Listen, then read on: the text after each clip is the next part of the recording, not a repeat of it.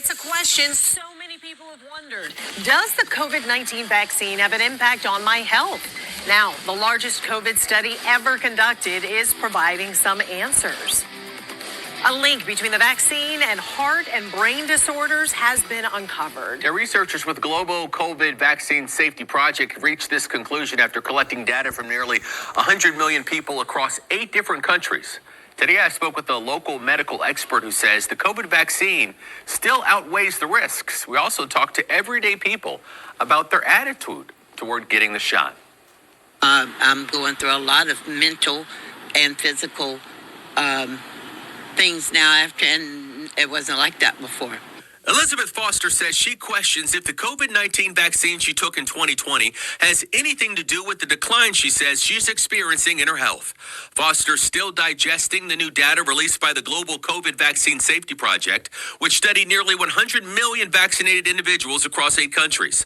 The report specifically looked at the adverse effects of the Pfizer, Moderna, and AstraZeneca vaccines, finding the following.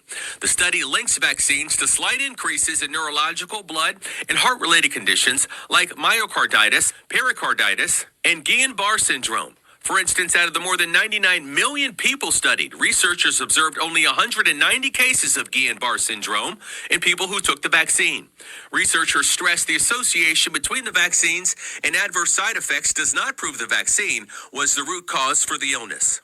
And I think what this study confirmed is pretty much what other smaller studies have said in the past. And that's the following.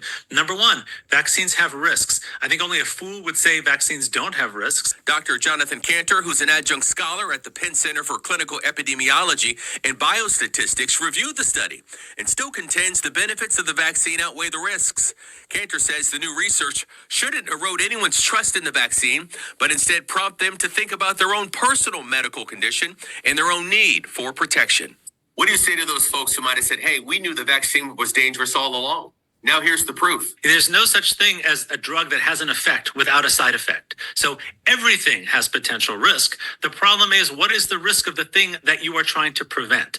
And that's where it comes into play. So for example, if you have for parents, right, if you've got a healthy 3-year-old who's had COVID 4 times already, well, then I'd say, I don't know what the benefit is that you're going to get from getting that vaccine today. But if you tell me that you've got a 84-year-old in a nursing home that somehow came out of a time machine and is now entering the world in 2024 and has never had a COVID vaccine, well, for that person, I'd say, well, then we really have to think about whether a COVID vaccine makes sense for them.